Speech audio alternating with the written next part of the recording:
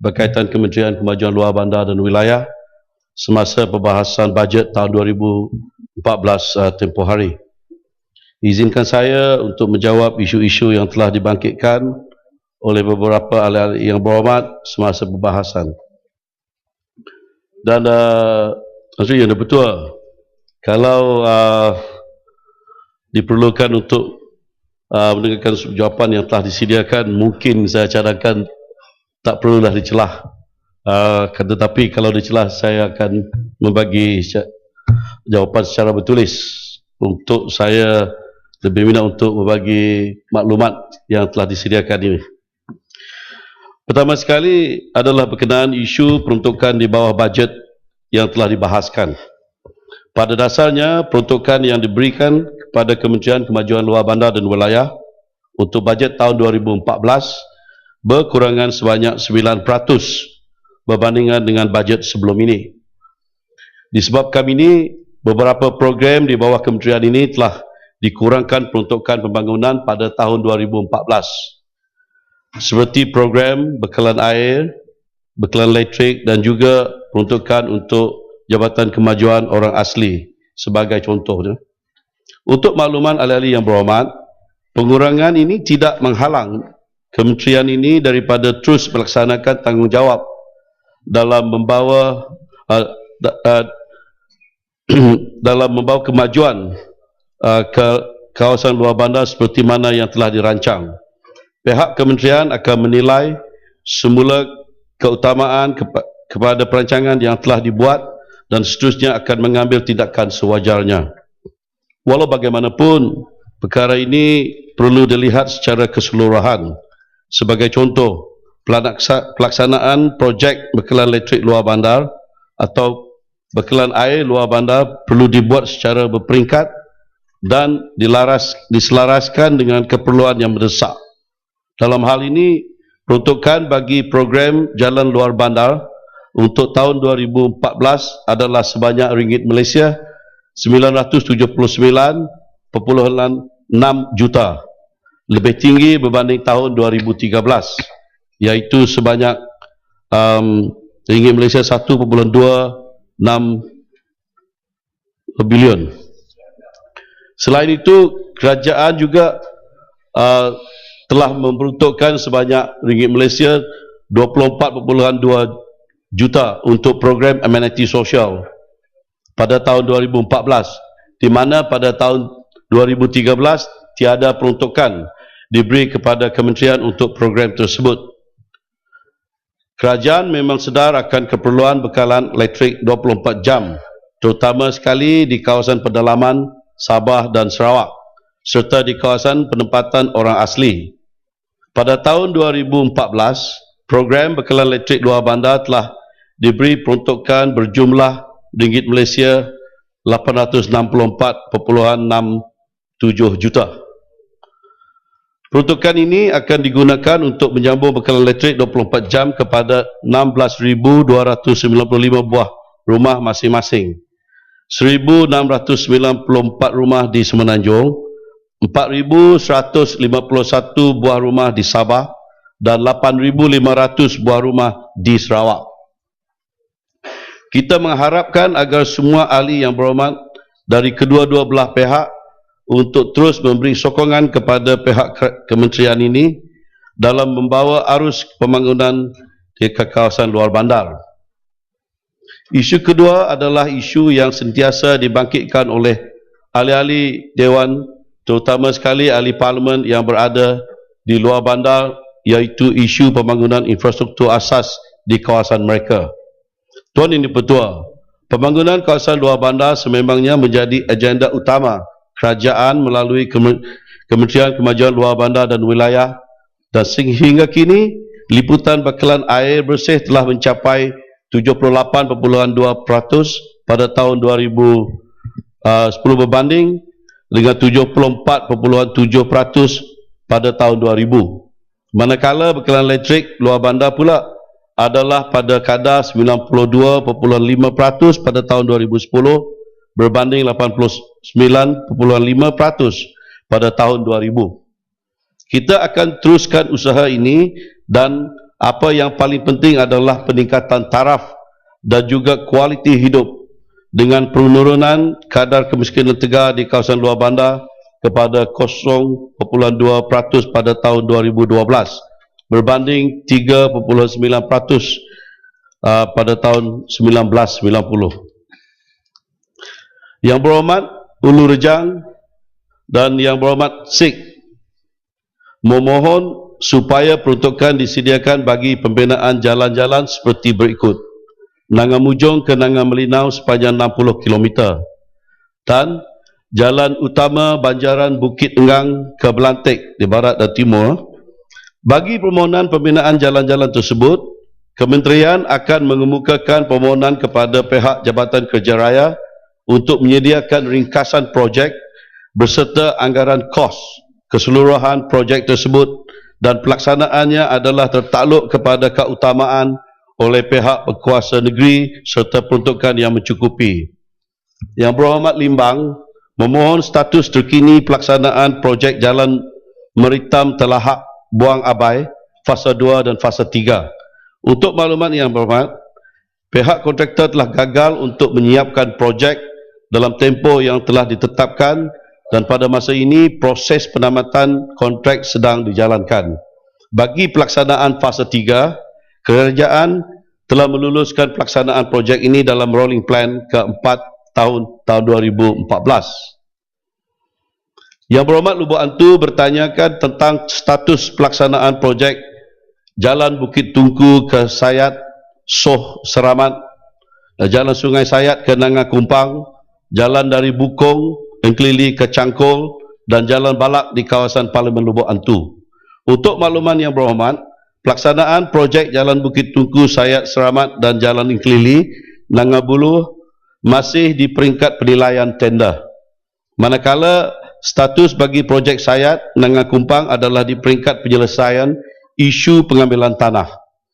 Bagi pelaksanaan menaik taraf bekas jalan-jalan balak di negeri Sarawak, tiada peruntukan disediakan pada tahun 2014.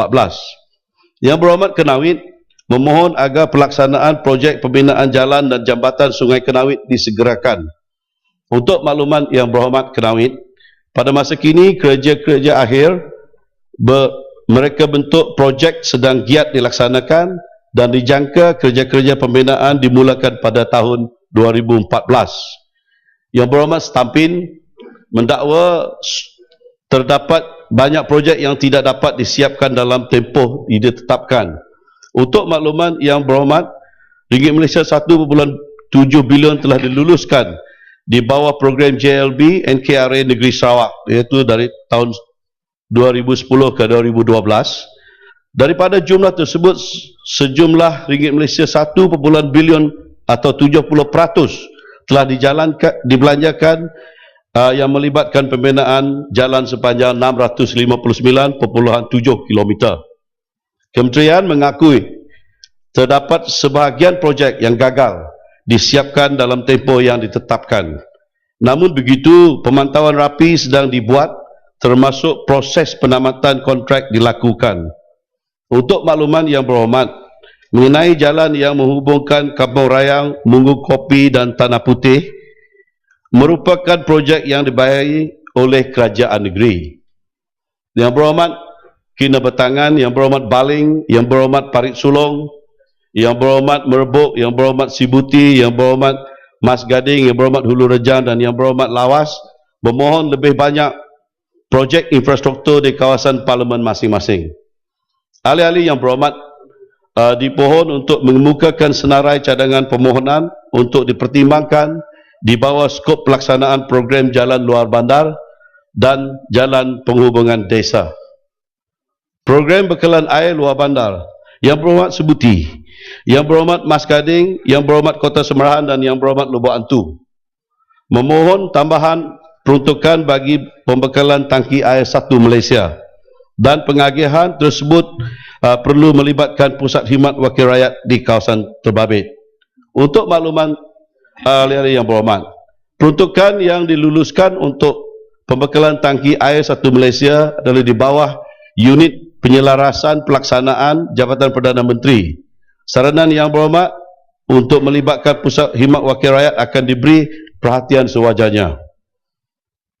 Yang Berhormat Limbang memohon untuk melaksanakan projek bekalan air luar bandar dari Simpang Ukum ke Pekan Mendamit fasa 2 dan di kawasan Ulu Penderuan. Untuk maklumat Yang Berhormat, tiada peruntukan yang diluluskan bagi pelaksanaan projek bekalan air luar bandar dari Simpang Ukum ke Pekan Mendamit fasa 2. Kementerian juga mengambil maklum akan keperluan mendesak bekalan air di kawasan tersebut dan akan memberi keutamaan untuk pelaksanaan dalam tahun 2015 nanti. Yang Berhormat Lanang Sebuti. Sibuti ya. Saya tu hal Yang Berhormat Limbang tadi. Okey. Sebuti Lepas sikit. Yang Berhormat Lanang bertanyakan mengenai peratus liputan yang belum mendapat bekalan air di Rembang Panjang, kawasan Lanang dan negeri Sarawak. Untuk makluman Yang Berhormat, sehingga kini peratusan liputan bekalan air bagi negeri Sarawak telah mencapai 77%. Liputan untuk kawasan luar bandar di Lanang pula adalah sebanyak 90%. Manakala keseluruhannya dalam kawasan Parlimen Lanang sebanyak 97%. Minta pengesahan Yang Berhormat. Lanang. Stampin. Saya tadi Stampin. Stampin belum sebut. Lanang saya sudah sebut. Tadi sudah sebut. Yang Berhormat Ulu Langat, Yang Berhormat Seri Aman, Yang Berhormat Stampin. Stampin. Membangkitkan isu ketiadaan bekalan air di kawasan masing-masing. Untuk makluman Yang Berhormat, Kementerian akan membuat sesiatan tapak berhubung isu yang dibangkitkan. Keutamaan akan diberikan oleh kerajaan sekiranya ia memenuhi skop projek bekalan air luar bandar. Ya, boleh minta pengesahan. Boleh. Terima kasih Tan Sri Datuk Yang Dipertua. Terima kasih Yang Berhormat. Tadi Yang Berhormat ada mengatakan bahawa yang peruntukan lebih 1 bilion itu di mana Stampin pernah menyatakan bahawa lebih kurang 70% dari segi peruntukan projek itu adalah tidak siap, sakit ataupun tidak menepati masa, adalah palsu. Itu saya tidak bersetuju kerana jawapan yang saya dapat itu adalah daripada Auditor General Report 2012 di negeri Sarawak. Terima kasih. Okey, terima kasih pandangan Yang Berhormat ya. Yang Berhormat Julau memohon disegerakan loji air di Pekan Pakan dan Pekan Julau bagi mengatasi ketidakcukupan kapasiti bekalan air. Untuk makluman Yang Berhormat, tiada peruntukan yang diluluskan bagi menaik taraf loji air di Pekan Pakan dan Pekan Julau. Namun begitu, terdapat projek retikulasi Pakan fasa 2 yang bernilai RM53 juta akan mula dilaksanakan pada awal tahun 2014 dan dijangka siap pada tahun 2016. Apabila siap kelak, ia dapat memenuhi keperluan bekalan air di Pekan Pakan. Yang Berhormat Lawas memohon dinyatakan pecahan peruntukan bajet tahun 2014 bagi negeri Sarawak.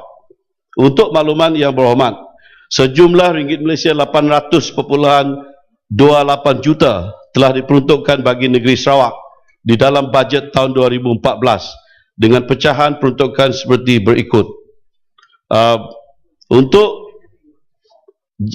jalan luar bandar, ringgit Malaysia 233.5 juta. Untuk bekalan air luar bandar, ringgit Malaysia 170.38 juta. Untuk projek bekalan elektrik luar bandar, ringgit Malaysia 392.4 juta. Dan untuk projek PAM, ringgit Malaysia 4 juta. Jumlah dia ringgit Malaysia 800.28 juta.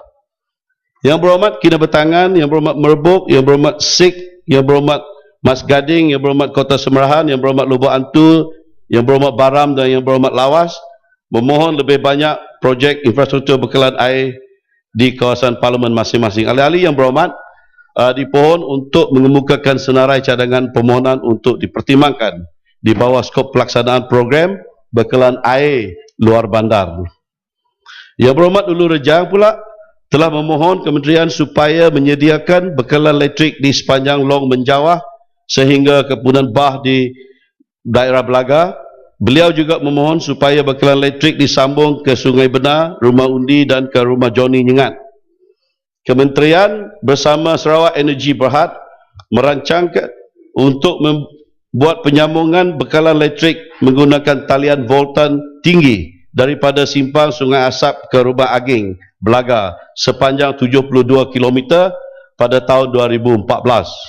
Sekiranya perancangan ini dapat diteruskan, stesen jana kuasa diesel di Pekan Belaga boleh ditutup dan pengguna mendapat bekalan elektrik 24 jam daripada talian grid. Mengenai permohonan yang berhormat supaya kementerian menyambung bekalan elektrik sehingga ke Punan Bah pula, cadangan berkenaan tidak dapat diteruskan sehingga jalan penghubungan daripada Pekan Belaga ke Punan Bah sepanjang 130 km disiapkan. Berhubung dengan permohonan yang berhormat supaya penyambungan bekalan elektrik dibuat ke Sungai Benar, Rumah Undi dan Rumah Johnny Nyengat, sukacita dimaklumkan bahawa pelaksanaan projek bekalan elektrik luar bandar ke Rumah Johnny Nyengat telah siap dilaksanakan pada tahun 2011. Projek bernilai ringgit Malaysia 8.4 juta ini telah memberi manfaat kepada 188 buah rumah. Pelaksanaan ataupun pintu pelaksanaan projek bekalan elektrik luar bandar ke Sungai Benar dan Rumah Undi pula telah diluluskan pelaksanaannya pada tahun 2013. Kerja-kerja di tapak pembina dijangka akan dimulakan pada 16 Disember tahun 2013 ini dan dijangka siap sepenuhnya pada 30 November tahun 2014. Projek bernilai ringgit Malaysia 4.17 juta ini akan memberi manfaat kepada 91 pintu.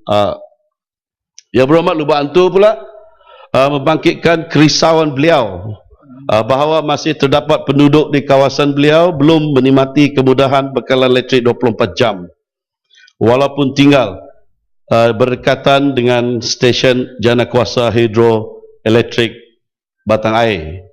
Untuk makluman yang berhormat, Kementerian pada tahun 2011 sehingga tahun 2013 telah meluluskan pelaksanaan 20 projek bernilai ringgit Malaysia 18.7 juta dan memberi manfaat kepada 706 pintu di kawasan Parlimen Lubuk Antu. Pada tahun 2014, saya yakin lebih banyak kawasan penempatan di kawasan Parlimen Lubuk Antu akan disambung dengan bekalan elektrik 24 jam. Senarai bekalan elektrik luar bandar bagi tahun 2014 masih belum dimuktamadkan oleh Kementerian Kemudahan Awam Sarawak. Yang berhormat Seri Aman telah memohon supaya peruntukan BELB yang diluluskan pada tahun 2014 diperuntukkan sebagai mananya kepada kawasan parlimen beliau. Beliau memaklumkan bahawa walaupun liputan bekalan elektrik di Sarawak telah mencapai 80%, masih terdapat beberapa buah rumah panjang di Seri Aman yang masih belum mendapat kemudahan ini. Dan untuk makluman yang berhormat, sehingga akhir tahun 2012, liputan bekalan elektrik di kawasan luar bandar di Sarawak telah mencapai 83.8%. Dengan komitmen berterusan kerajaan, liputan ini akan meningkat kepada 87.6% pada akhir tahun 2013. Khusus bagi kawasan Parlimen Seri Aman, Kementerian pada tahun 2012 hingga tahun 2013 telah meluluskan pelaksanaan 6 projek bernilai ringgit Malaysia 20 juta dan memberi manfaat kepada 4 buah rumah atau 400 pintu. Dan bagi pelaksanaan projek bekalan elektrik luar bandar pada tahun 2014, kerja-kerja di tapak bina dijangka akan dimulakan pada Januari tahun 2014. Yang berhormat Seri Aman dan yang berhormat Julau juga mencadangkan supaya kementerian menerokai potensi penjanaan tenaga elektrik menggunakan tenaga mikrohidro. Kementerian sentiasa terbuka untuk menerokai potensi pembangunan tenaga boleh baharu bagi tujuan pembekalan elektrik ke kawasan luar bandar. Dan bagi tujuan berkenaan, Kementerian pada tahun 2010 telah menjalankan kajian kesesuaian pembangunan sistem mikrohidro untuk tujuan pembekalan elektrik di seluruh negara.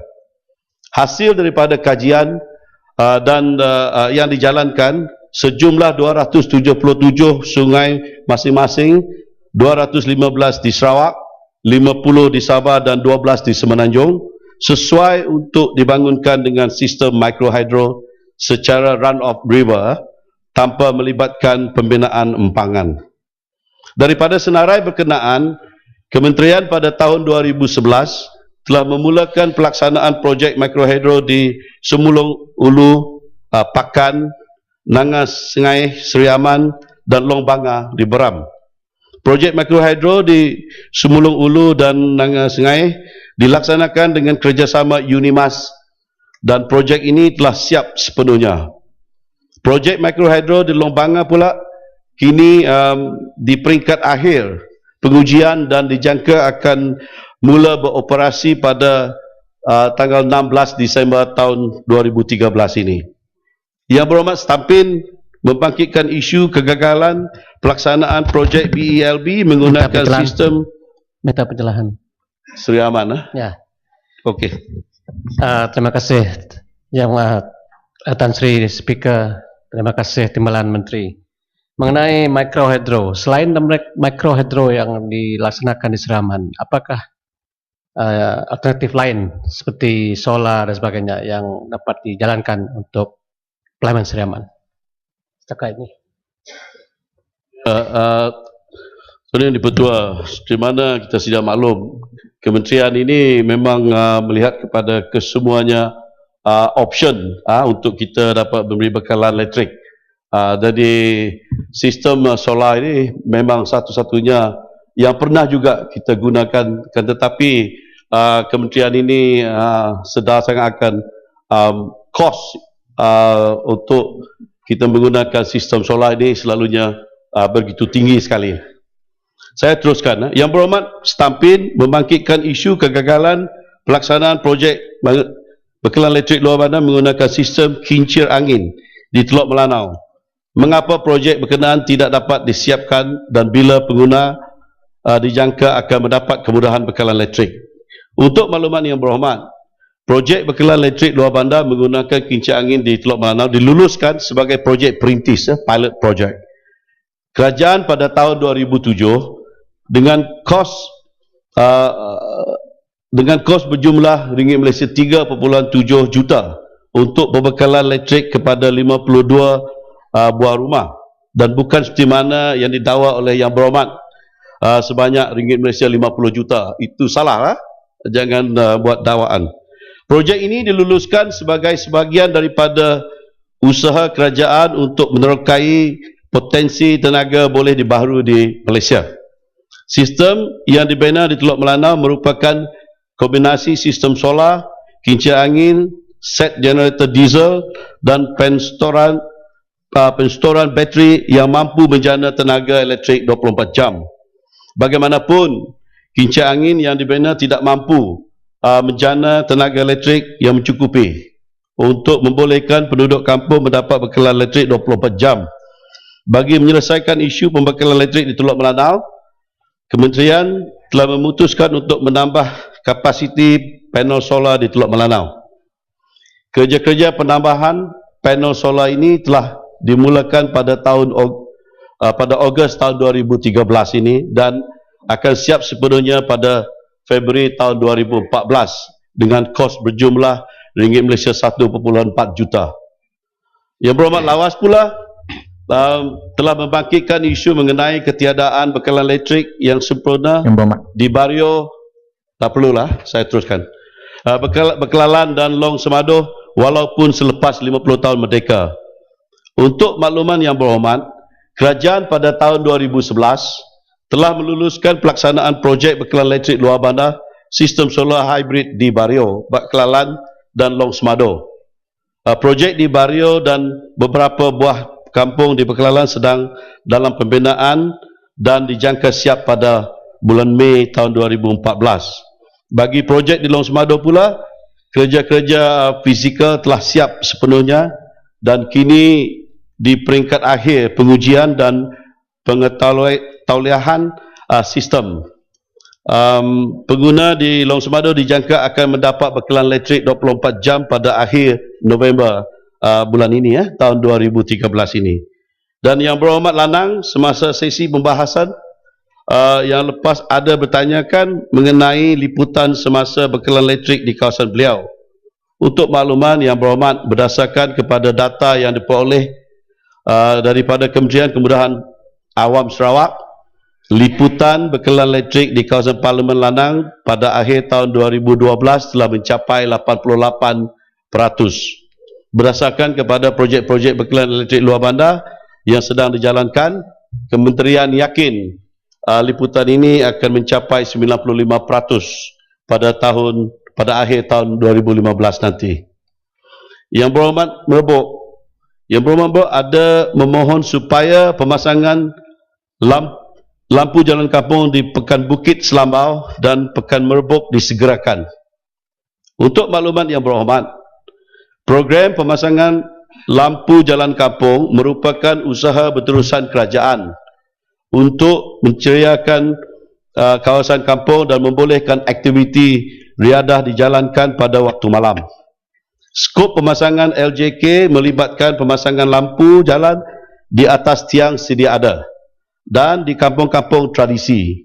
Pemasangan lampu jalan di kawasan pekan tidak termasuk di dalam skop LJK Kementerian. Sehubungan itu, permohonan pemasangan LJK di Pekan Bukit Selambau dan Pekan Merbok tidak dapat dipertimbangkan oleh Kementerian. Untuk makluman Yang Berhormat juga, senarai kampung-kampung yang diputuskan untuk pemasangan LJK diputuskan di peringkat negeri oleh Pejabat Pembangunan Negeri. Cadangan yang dibuat oleh PPN adalah berdasarkan kepada saiz kampung, bilangan penduduk dan peruntukan yang diluluskan pada tahun pelaksanaan. Khusus bagi kawasan Parlimen Merbok, Kementerian pada tahun 2013 telah siap memasang 345 unit LJK melibatkan 46 buah kampung. Yang Berhormat Batu Sapi, Yang Berhormat Merbok, Yang Berhormat Sik, Yang Berhormat Sabak Bernam dan Yang Berhormat Jelun telah membangkitkan berkenaan bantuan bina baru dan baik pulih rumah rakyat miskin dan miskin tegar. Untuk makluman Yang Berhormat sekalian, dalam konteks agihan peruntukan, Kementerian telah menerima sejumlah ringgit Malaysia 179 juta bagi membina rumah baru dan baik pulih rumah. Daripada jumlah tersebut, negeri Sarawak dan negeri Sabah diunjurkan akan mendapat agihan peruntukan tertinggi berdasarkan insiden kemiskinan yang tinggi di kedua-dua negeri tersebut. Pecahan terperinci mengikut Parlimen pula akan dibuat berdasarkan bilangan ketua isi rumah, miskin, miskin tegar, tertinggi dan permohonan bantuan mengikut senarai keutamaan yang telah diputuskan di peringkat negeri melalui mekanisme fokus grup pembasmian kemiskinan. Muhammad Menteri, sikit. Sebuti sikit. Okeylah sikit. Ya.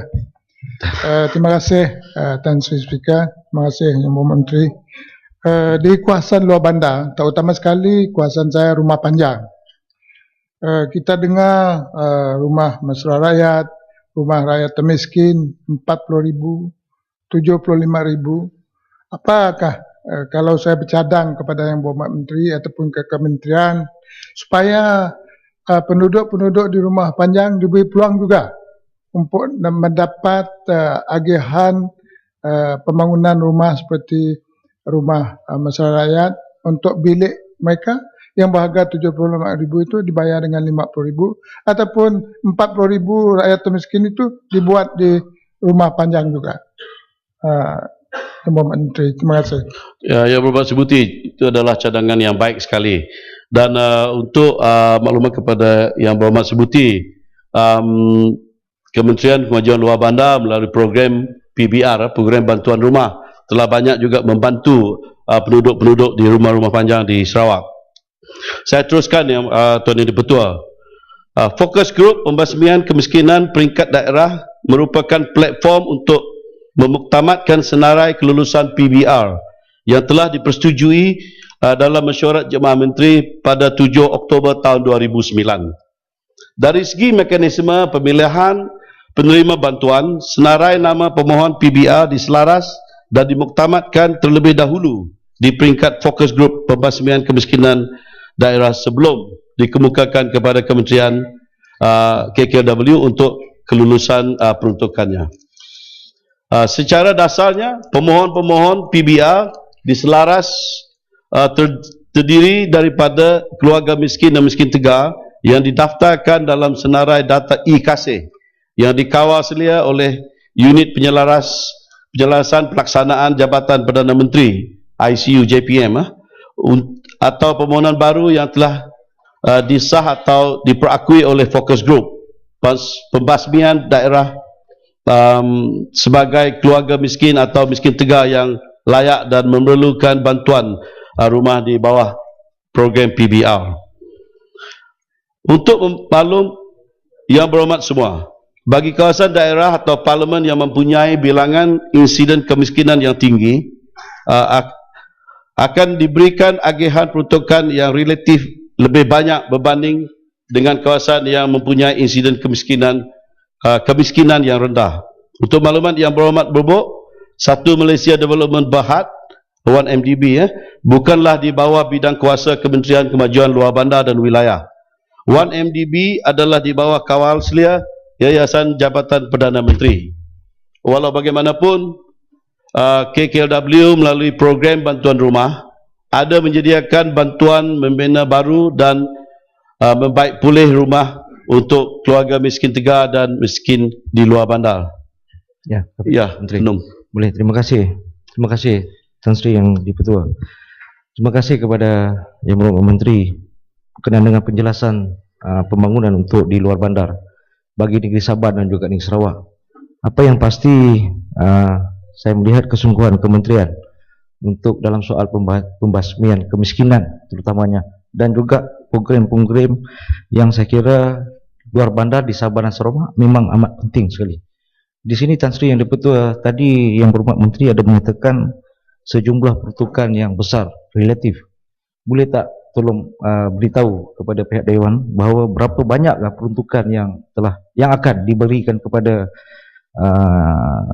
pembangunan di luar bandar? Sebab saya kira bagi kita di negeri Sabah dan juga Sarawak, selain daripada keadaan demografi yang sukar, terutama jalan raya, elektrik, saya kira harus pada kali ini supaya dapat ditambah peruntukan sama ada pembaikan rumah ke apa juga yang projek-projek pembangunan untuk di luar bandar.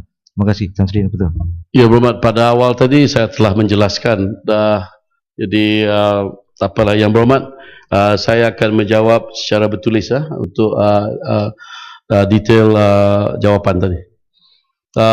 Untuk makluman Yang Berhormat Sik, yang membangkitkan bantuan rumah pulih di Bandar Baru Bris Jaya, Kementerian mengambil maklum akan permohonan daripada Yang Berhormat akan menyemak semula keperluan berdasarkan kelayakan sama ada pemohon terdiri daripada golongan miskin, miskin tegar yang terdiri daripada warga emas lebih daripada 65 tahun, uzur dan orang kurang upaya, dan kedua, ibu bapa tunggal yang ibu atau bapa tunggal yang mempunyai tanggungan ramai, dan mangsa bencana alam seperti ribut, taufan, banjir dan kebakaran.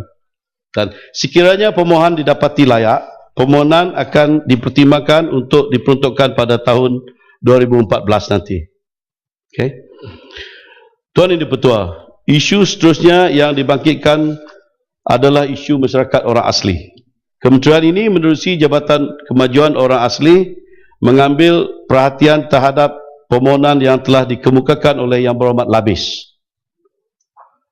Untuk makluman Yang Berhormat, projek tersebut akan dilaksanakan menerusi kerjasama Syarikat Air Johor, dan perbincangan lanjut berkaitan mekanisme pelaksanaan projek sedang dilaksanakan oleh JAKWA bersama agensi berkaitan meliputi status tanah yang terlibat dengan laluan pipe air, kesesuaian lokasi kampung dan juga kaedah perolehan bagi memastikan projek tersebut dapat dilaksanakan mengikut perancangan yang telah ditetapkan. Sekiranya proses tersebut berjalan lancar, projek tersebut dijangka dapat disiapkan sebelum penghujung tahun 2015. Tuan Yang Di-Pertua, Yang Berhormat Marang telah membangkitkan isu berkenaan orang asli dan hak tanah mereka.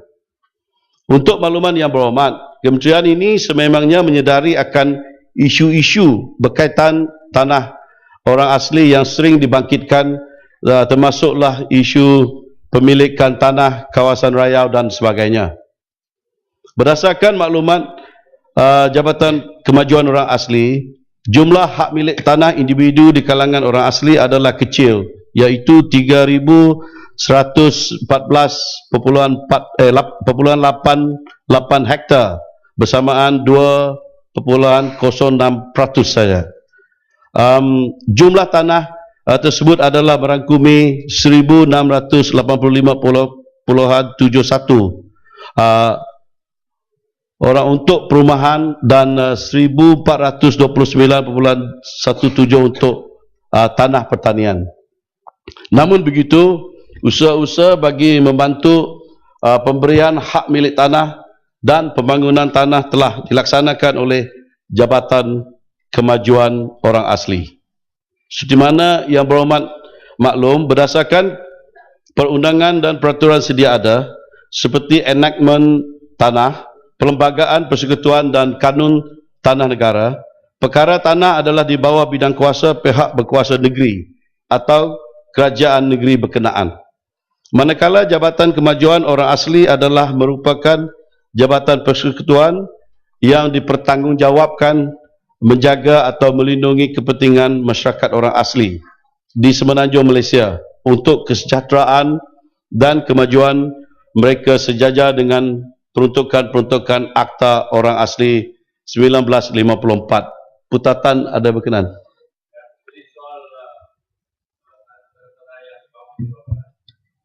Ini khusus pada yang berkaitan dengan kaum orang asli. Termasuklah orang asli. Termasuklah orang asar. Ini tajuk Tajuk yang dalam. orang asli. Okey. Tak pasal pengusahaan tanah ni. Yang penting. Terima kasih Tansi. Ini soal bila soal tanah ni Tansi terpanggil saya Tansi. Soal tanah-tanah orang asli sedikit saja.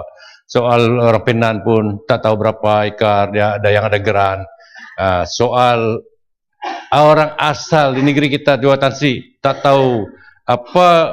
Saya bertanya dengan menteri. Peruntukannya begitu banyak untuk membangun penduduk-penduduk luar bandar ini. Dan juga dikatakan ada usaha kementerian untuk mewujudkan usahawan penduduk-penduduk luar bandar ini, terutama sekali di golongan belia. Saya melihat peruntukan di bawah kementerian ini banyak. Saya mau tanya kementerian, adakah program khusus bagi orang-orang asal nih?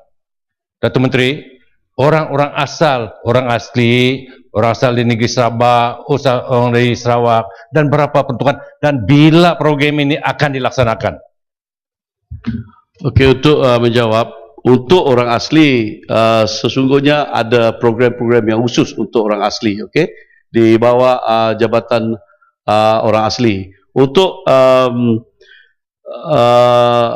yang lain tu, orang-orang asal di negeri Sabah dan Sarawak, dia termasuk dalam kita ini sebagai kaum Bumi Putera. Apa yang ada untuk kaum Bumi Putera di Malaysia, itulah ada kepada kita. Tidak ada khususnya spesifik. Kalau ada cadangan daripada Yang Berhormat, sila kemukakan. Mungkin kerajaan boleh mempertimbangkan. Yang Di-Pertua, saya teruskan. Berhubung dengan usaha ke arah pemberian hak milik tanah kepada orang asli, Kementerian telah menyediakan satu dasar, iaitu Dasar Pemberi Milikan dan Pembangunan Tanah Orang Asli yang telah dibentang dan dipersetujui dalam Mesyuarat Majlis Tanah Negara MTN kali ke-65 pada 4 Disember tahun 2009. Dasar tersebut disediakan bagi meningkatkan tahap sosioekonomi masyarakat orang asli menerusi pembangunan dan pemberian hak milik tanah secara terancang. Antara elemen penting dalam dasar tersebut adalah cadangan pemberi milikan tanah kepada ketua isi rumah orang asli dengan keluasan 2 hingga 6 ekar tertaluk kepada keluasan setempat.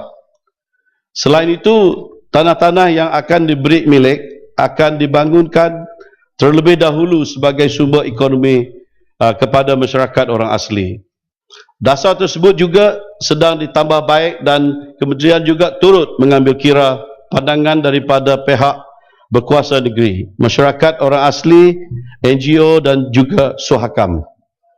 Berhubung istilah rayau yang dikaitkan dengan masyarakat orang asli, perkara ini tidak termaktub dalam mana-mana perundangan bertulis di Malaysia, termasuk Akta Orang Asli tahun 1954. Maksud istilah rayau oleh masyarakat orang asli merupakan kawasan yang mana mereka mencari hasil hutan secara tradisional untuk sara diri dan keluarga. Oleh itu, tidak timbul isu orang asli akan selamanya merayau kerana matlamat kerajaan menerusi dasar yang disediakan adalah jelas untuk membangunkan sosioekonomi masyarakat orang asli menerusi program-program pembangunan tanah secara berkelompok. Selain itu, pihak kementerian yakin bahawa sekiranya masyarakat orang asli mempunyai sumber ekonomi yang mampan, aktiviti sara diri secara tradisional tidak lagi akan diteruskan. Kementerian juga lebih menumpukan usaha untuk melindungi penempatan dan tanah-tanah orang asli yang ditawarkan sebagai kawasan orang asli dan rizab orang asli Seksyen 6 dan Seksyen 7 Akta 134. Bagi tujuan tersebut, Kementerian telah menyediakan peruntukan pembangunan bagi pelaksanaan kerja-kerja ukur tanah. Pada tahun 2012, kerja-kerja ukur telah dilaksanakan di 188 lokasi dengan keluasan 23,723.03 hektar, melibatkan peruntukan berjumlah ringgit Malaysia 10 juta. Tuan Yang Di-Pertua, Yang Berhormat Rantau Panjang juga telah membangkitkan isu peruntukan untuk Jabatan Kemajuan Orang Asli. Meskipun masyarakat orang asli merupakan golongan minoriti di Malaysia, pihak kerajaan tetap komited dalam membangunkan masyarakat orang asli melalui peningkatan terhadap jumlah peruntukan yang disalurkan bagi setiap tempoh rancangan Malaysia. Dan rancangan Malaysia ke-7, dalam rancangan Malaysia ke-7, sebanyak ringgit Malaysia 149 juta telah diperuntukkan dan jumlah peruntukan meningkat kepada ringgit Malaysia 337 juta pada rancangan Malaysia ke-8 serta ringgit Malaysia 417 juta pada rancangan Malaysia ke-9. Tuan Yang Di-Pertua, seterusnya dibangkitkan isu pembangunan wilayah di kawasan luar bandar. Secara khususnya soalan ini dibangkitkan oleh Yang Berhormat Putatan. Jangan keluar dulu. Berkaitan pembangunan tanah-tanah terbiar. Sebagaimana Ahli Dewan sedia maklum, Felkra Berhad merupakan salah satu agensi di bawah seliaan kementerian yang bertanggungjawab dalam pengurusan dan pembangunan tanah terbiar di luar bandar, termasuk di Sabah. Felkra Berhad membantu meningkatkan ekonomi masyarakat luar bandar melalui pembangunan tanah di bawah program pemulihan dan penyatuan tanah. Di bawah program ini, Felkra Berhad akan memajukan tanah milik dengan tanaman komoditi sama ada kelapa sawit atau getah mengikut kesesuaian tanah. Sehingga ini, Felkra Berhad telah memajukan seluas 230,000 hektar tanah milik peserta di seluruh negara. Dari jumlah berkenaan, seluas 10,357 hektar adalah di Sabah dan 32,587 hektar di Sarawak. Di antara syarat dan kriteria yang diperlukan adalah pemilik tanah hendaklah memberi persetujuan dengan menandatangani surat perjanjian pembangunan tanah Felkra Berhad. Kedua, bersetuju bahawa modal akan didahulukan oleh Felkra Berhad dengan bayaran balik dalam tempoh yang ditetapkan. 3. Bersetuju membayar balik pinjaman melalui potongan hasil projek sehingga selesai hutang pembangunan. 4. Bersetuju memberi kuasa kepada Felcra Berhad untuk membangunkan dan memasarkan hasil. 5.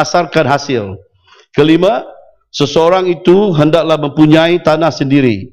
Sekiranya tanah berkenaan mempunyai beberapa nama, maka persetujuan mereka hendaklah diperolehi. 6. Tiada sekatan umur dikenakan untuk menyertai program ini, asalkan ianya seorang warga negara Malaysia dan mempunyai tanah dengan hak milik sendiri yang sahih dan berdaftar. 7. Kedudukan lot-lot tanah yang hendak dimajukan adalah sekelompok dengan keluasan minima 40 hektar atau 100 ekar untuk satu projek. Dan ke-8, kesediaan kemudahan infrastruktur. Dan ke-9, kesediaan peruntukan bajet dari kerajaan. Ya. Terima kasih Tan Sri. Terima kasih juga kepada Menteri kerana memperjelaskan soalan yang saya tanya semasa perbahasan. Soal pembangunan tanah-tanah yang terbiar. Bukan saja terbiar, tetapi tidak dipedulikan. Ada yang tanah yang ditorakai oleh pemilik-pemilik ataupun smallholders dengan izin. Apabila Felcra masuk ke Sabah, Tan Sri, sekarang saya ucap tahniah kepada sahabat saya daripada Kinabatangan kerana dilantik sebagai pengurusi Felcra. Dulunya adalah timbalan menteri, sekarang Pertanian Asas Tani. Tahniahlah kerana dapat membangun begitu luas tanah di Sabah dan di Sarawak. Tapi saya mau tanya Menteri, impact dia tu Menteri yang kita mau tengok. Apabila dibangun, ditanam kelapa sawit, ditanam dengan apa-apa komoditi, impactnya kepada penduduk luar bandar. Yang apa kita melihat bahawa yang diterokai itu seolah-olah Felcra yang pegang. Apa pendapatan yang hasil impact kepada penduduk luar bandar yang meningkatkan ekonomi dan dia punya livelihood. Satu. Yang keduanya, apa pendekatan kementerian selain daripada Felcra untuk membantu pemilik-pemilik tanah yang kecil-kecilan ni, yang 1 ekar, yang 2 ekar, yang ada ditanam tapi tidak memberi economical benefit kepada pemilik tanah itu.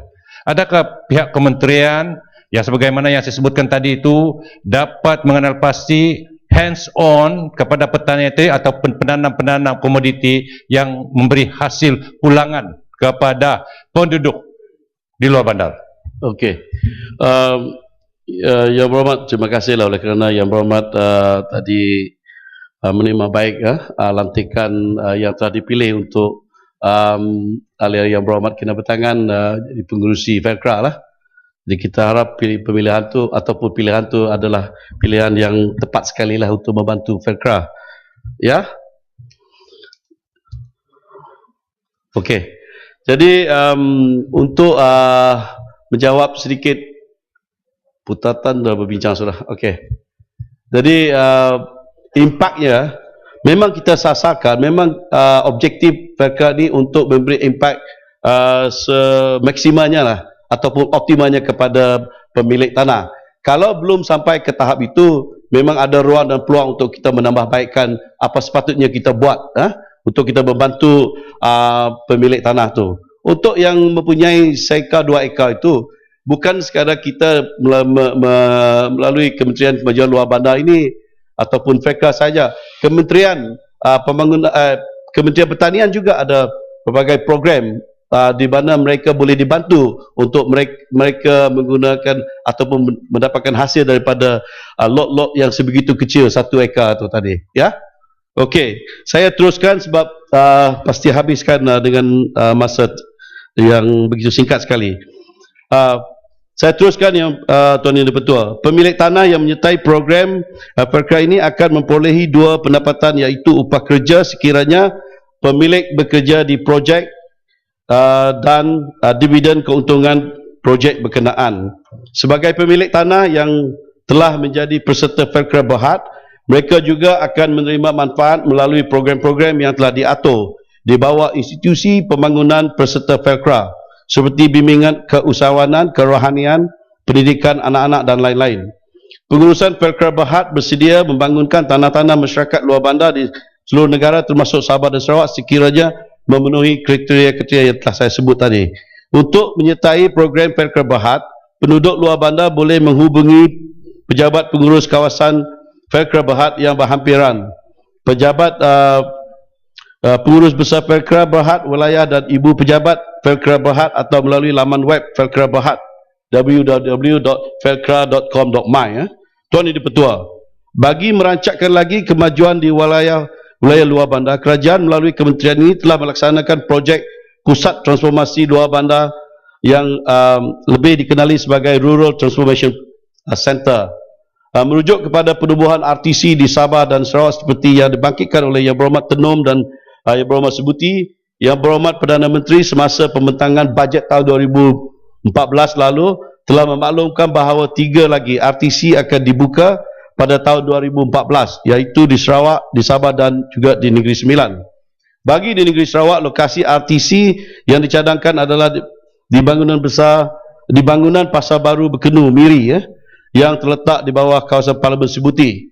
KKW sedang dalam proses memohon peruntukan daripada Kementerian Kewangan bagi membaik pulih bangunan tersebut bagi tujuan pengisian oleh agensi-agensi kerajaan dan swasta. RTC ini dijangka dapat beroperasi pada awal tahun 2014. Bagi RTC di Sabah pula, setakat ini unit perancangan ekonomi negeri Sabah sedang dalam proses mengkaji dan mengenal pasti lokasi bersesuaian untuk dijadikan RTC di negeri Sabah. Merujuk kepada cadangan untuk meluaskan RTC, perkara tersebut sedang dalam pertimbangan oleh pihak kementerian. Peneraju RTC bergantung kepada peruntukan yang diluluskan. Dan walau bagaimanapun, bagi menyokong pertumbuhan RTC, mini RTC yang dahulunya dikenali sebagai Medan Info Desa akan turut membantu melaksanakan inisiatif-inisiatif RTC dalam skala yang lebih kecil, sehingga kini terdapat sebanyak 18 buah mini RTC di Sabah dan 7 buah mini RTC di Sarawak. Tuan Yang Di-Pertua, Yang Berhormat Jerlun, tidak ada di dalam Dewan, biarlah saya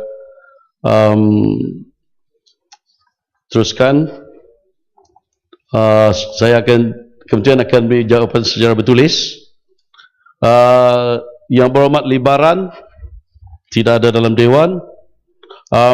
Okey, Tuan Yang Di-Pertua, oleh kerana didesakkan stokan masa,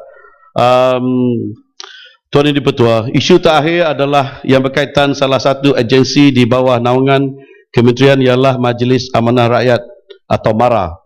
Yang Berhormat Merbuk telah memohon supaya kementerian membina sebuah pusat latihan Giat MARA di Bukit Selambau.